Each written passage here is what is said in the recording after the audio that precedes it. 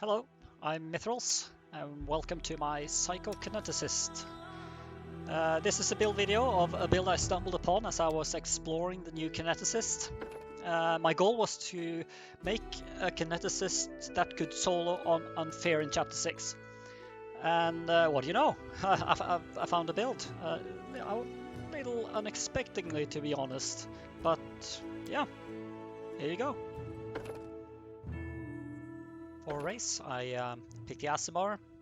I take the Psychokineticist archetype and the Plumekin sub race. Heritage. I pick up the air. I think air has the best infusions. It has a cloud. A cloud is yeah, it's awesome. You're gonna see it. Now dexterity is my main focus here. Wisdom is also good, but dexterity is way better. I use dexterity to hit, so I need dexterity.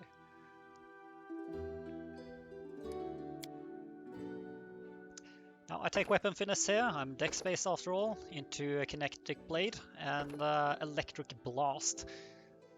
That gives me the highest chance to hit, and I will be hitting touch AC with an elemental blast basically. I can use both range and melee. For alignment, I think lawful good will be best with this build that I'm making. That will give me access to the Protector's Monk robe. You have to be lawful good to use that.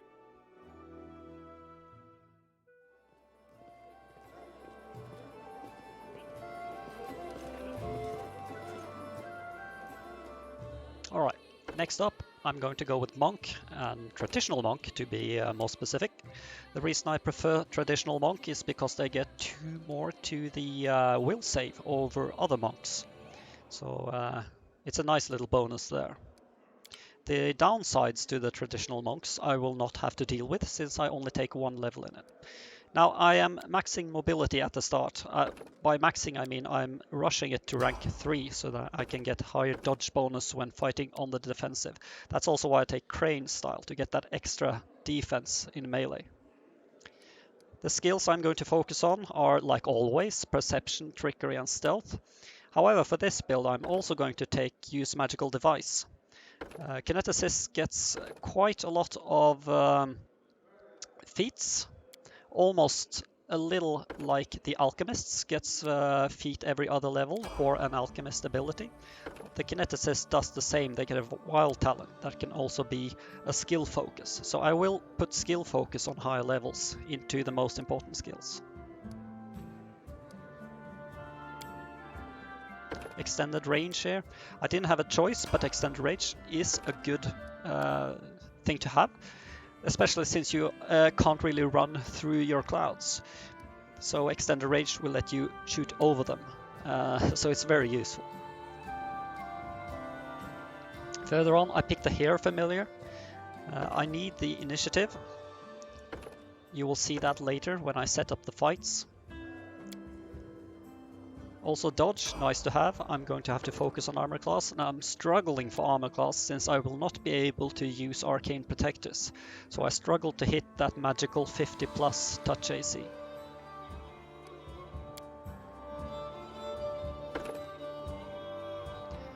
I take magnetic infusion here. It seems to not work with kinetic blade at the moment, but I can only assume that will be fixed, or I am missing something.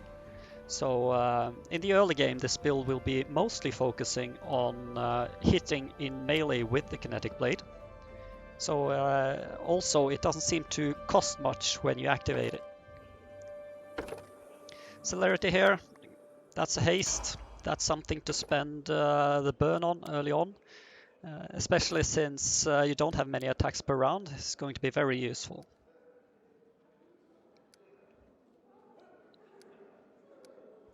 Now at this point this build doesn't really have anything in the form of AoE. And that is a problem, and that is why it's nice to have that high AC for Monk, so that you can actually take the time to tank stuff while you hammer it down. Now the nice thing about the kinetic blade is that you can use the energy blast to make a sword and hit the touch AC of your opponent. So it's going to be very easy to hit them. You will hit with most, if not all, of your attacks. Now we pick up the second air elemental blast here. That's a physical blast. We now get a composite blast that does twice the damage. You can also use this as a kinetic blade, however it's going to cost you a lot of burn if you do that. So it's probably best to... and also it's going to hit physical. So that's the normal AC. So it's probably going to be best to just use the electric blade that you've always been using, just to get that touch AC, get to hit that touch AC instead of that normal AC. At this point I'm trying to balance stealth, trickery and use magical device. All of them are quite important. And here I get Cyclone, finally. When I get swarmed by enemies I can use Cyclone to basically blast them all. And with a composite blast that is going to be incredibly effective.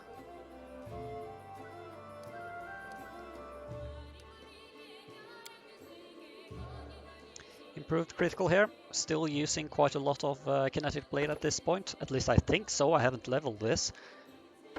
And at this point it's time to pick up some skill focus. Perception, this build has the highest perception of any build I've ever played. So I won't need to use the Robe of Ice, and that's awesome. My last build I was swapping gear in and out all the time and it was very tiresome. Wall here, a wall plus a cyclone is a great thing really. A wall is extremely good to set up a fight where you put the wall behind you and the enemy and then you engage with a normal kinetic blast and they will all run over the wall and you can meet them with a cyclone on the other end. At this point I suspect that the kinetic blade will be used quite a lot less, mostly to pick off stragglers and stuff like that. So I take aerial evasion here.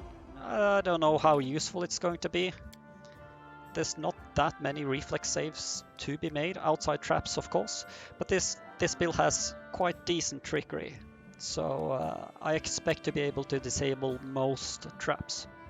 So I take grappling infusion here. Grappling infusion is the best infusion for CCing your opponents, as it works against on every blast you make. Every form infusion you put on a blast can be used with a grappling blast. Now that said, don't expect the grappling blast to hold down every enemy you encounter. This is not a high DC build, not as it is right now though. I do not know what magic items are in the game for the kineticists, but if there are some DC increase items then perhaps it could be good. The problem, however, is that it saves on reflex, and that's not great. You wanted to save against fortitude or will if you could, but you can't. So the usefulness of the grappling form infusion is going to be against the late game swarms. They have very low reflex, well at least relatively low compared to their other saves. It's the lowest save, so I suspect that will help a lot with the endgame swarms. And that's the main reason I take it. Now further on, it's time to pick up the water here. Now that I got the water infusion, I get another composite blast. And I also take the, the ice infusion? Well, it's called cold blast. That's another energy blast. Now I have two options when I want to do damage, and both of those options hits on touch AC. Now both of my composite blasts are physical blasts, so they hit normal AC, and that's a little sad, but I did some research and found that the only combination of elements that gives a composite blast that actually hits the touch AC is fire. So I did not like that at all, especially not in, well, it's not too bad in chapter 6 actually, but there are some fire immune enemies and you do not want to be a fire kineticist when fighting trolls solo, I can tell you that much.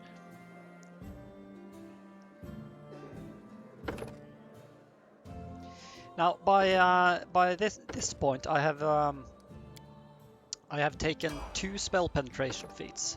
These are quite important because if I do not use a physical blast, if I use an elemental blast, I will have to roll against spell penetration. Physical, however, does not. So if you are, say, fighting a dragon, you can use physical attacks. And as you can see, there I got my cloud. The cloud is perfect against the dragon. You just place it on the dragon does not get a save, you do not have to hit the dragon, it just gives about 100 damage each round on the dragon, and you can do whatever you want. So yeah, the cloud is totally awesome. I think the only form infusion that comes close to the cloud, and the cloud only comes from double air. The only one that comes close to cloud is this one from Earth. Here I get Tidal Wave. Tidal Wave is so good. So good. You will see how I use it, and I use it in combination with the cloud and with a wall. Now at this point the build is done, and I will go over the gear, and after that I will show you some gameplay. Last thing we pick up is Chilling Infusion. Not a great infusion, but it saves on Fortitude. But I had to pick something, I suppose. So, first up, let's look at the gear here. Now, Hat of Mental Perfection, you get that from the Lich in Lonely Barrow. Absolver's Cloak, good all-in-one cloak. Ring of Circumstances. Great Dreamer Smiles gives everything I need, basically, and it's luck, so I'll take that. Lesser Ring of Ultimate Protection, that's pretty good in Act 6. Braces of Armor. I don't have a good neck at this point, I suppose you can use whatever you want. The Protector's Robe is from Armag's Tomb. And it gives dodge bonus, which is kind of crucial. Now the gloves I use for the greater heroism. I need a source of greater heroism. And Robe of True Master is an alternative to the monk robe I'm wearing. And you can use that if you meet enemies with high spell resistance, but you don't really have to. You can just use a physical blast. Lightest Touch I use for Reduced Person, that gives some dex and some armor. So very useful. That means it also gives plus to hit because I have weapon finesse. So let's buff up and see how I do against the Jabberwocks.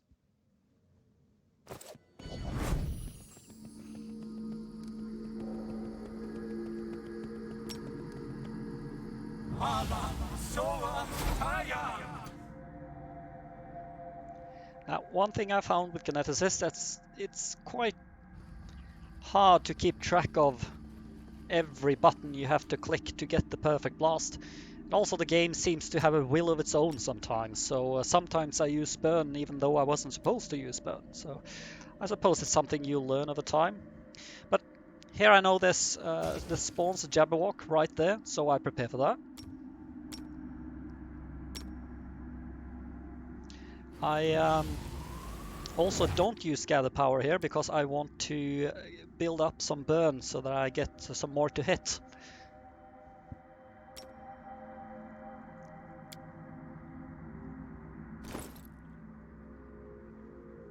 At this point I have plus 42 to hit. Pretty good number if you're asking me. Should be able to use physical blasts now. That should be high enough to hit reliably with. Alright, let's start this.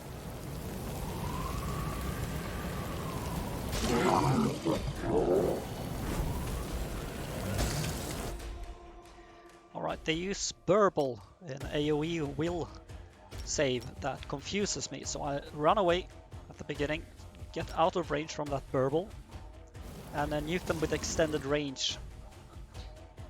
Now this is a composite blast, as you can see.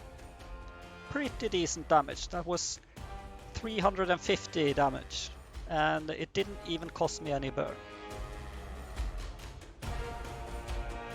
Now, the main reason I used a composite blast there is because I knew he was flat-footed.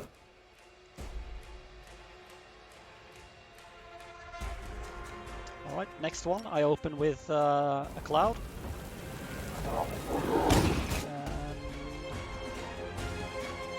So at this point, these enemies are very scary. They when they hit with the fire, they hit with over 100 each.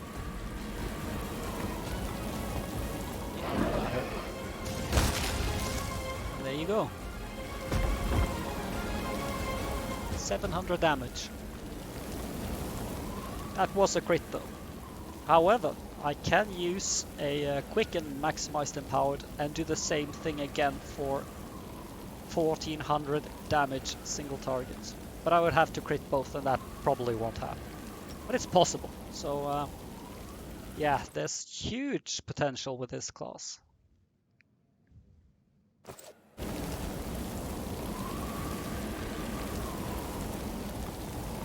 I'm there.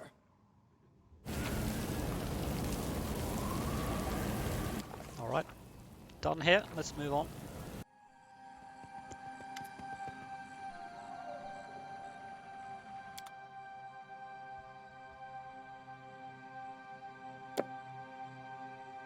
So there's a Kineticist rod right there. Gives 3 uses of quicken each day.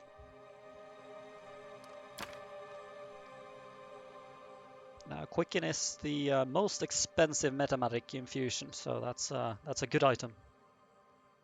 Well worth. Also pick up a handful of freedom of movement scrolls. Won't have to use the owl bear hide boots. So every time I wake up, I buff these 3 scrolls: freedom of movement, death ward, and delay poison. Honestly, don't know how much poison there is in the last 2 acts, but that's because I use that scroll. I also carry around some restoration and healing scrolls. My high use magical device allows me to use that mid-combat if I want to. Now at this point I swap out the Ring of Circumstances because I'm going to fight Wild Hunt and I need that extra touch AC. I need it badly, and I need the resist, and I need to be able to wear Cloak of Shadows. So that takes away all my defenses and I compensate with that ring.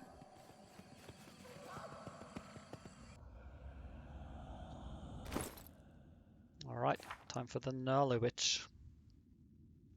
As you can see, 49 perception. That's pretty high.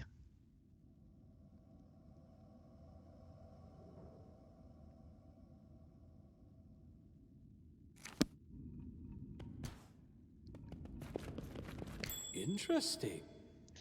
Now, the Nollie Witch, she doesn't move, so I won't be able to juggle her. But it really doesn't matter.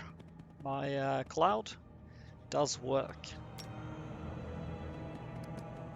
Now, a small detail that you might miss, but is very important, is that you always have your preferred blade infusion always active.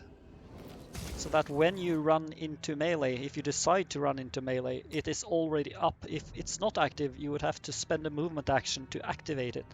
And that's wasted time. That's something like 3 or 4 attacks that you'll be missing.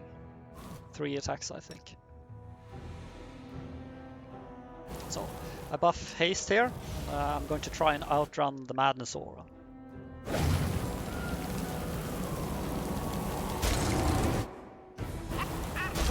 Yep, too slow.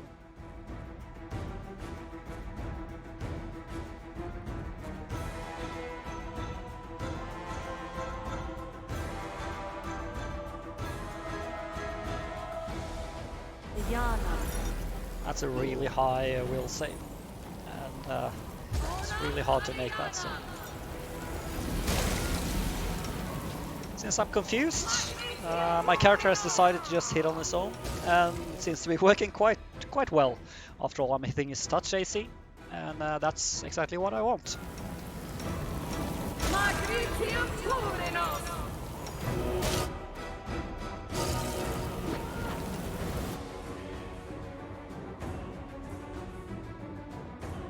Alright, time to nuke her. Now I want to keep hitting your touch AC, so I use the Cold Blast here. Remove all the burn cost, maximize oh, she's dead. Well, that was pretty easy. Next up, let's take a look at how to kill the ghosts. those were a problem in the beginning before I understood how to play this character. But now that I do, I don't think this is an issue at all. So what's going to happen is when I pull them, they are all going to come charging at me. So the first thing I do before I start combat is that I set up a wall. They will have to run through that. That's going to hit for something like 100 damage. Next thing I do is to set up a cloud and pull them with the cloud.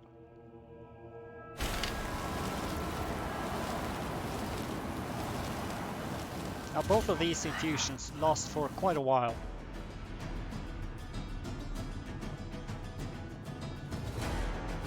Alright, here they come. Now that they are charging me, they will run over the wall, like I said. So I remove all my extra infusions here, and I'm going to do a tidal wave, as you can see, and push them back through the wall and back into the cloud.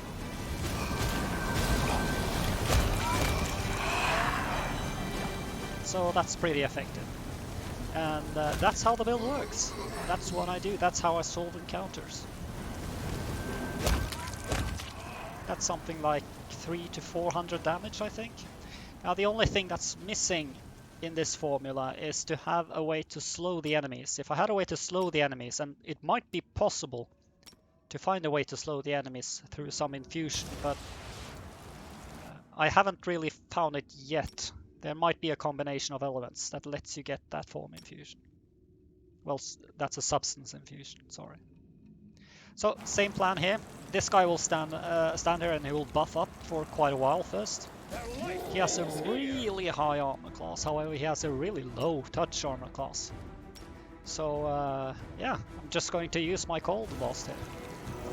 Maximize and power it and just nuke away. Now, you can see I got 2 burn there. That was unintentional. The game suddenly decided that it didn't want me to... well, it wanted me to have burn, even though I clicked the right button, so it seems to be slightly bugged.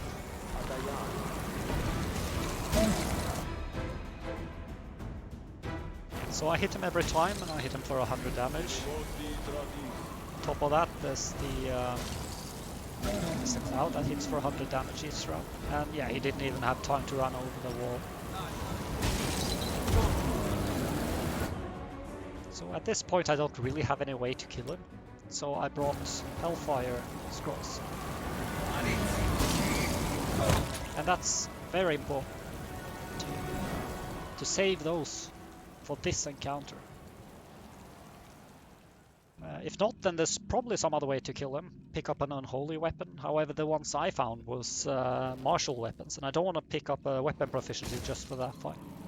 Now, same thing as the Nollie Witch on the Wriggling Man. The exact same strategy, basically. He's just going to stand there for a while. Life ends here. This will hurt. So yeah, he is notorious for having a high armor class. However, since I hit touch AC, I hit him on a 2 and higher. Only miss on a 1, and that's what I always do. You should have run. And he's dead. So this was by far the easiest fight. Now, from easy to hard. This fight I had to try a few times. Now the fight itself isn't really that hard, it's just that I'm new to the class, so I had to really work for the timing. But once I got the timing, this was, you know, just as easy as everything else. So yeah, I use the same strategy as always. I put down the wall, followed by a cloud, and just set up the grinder.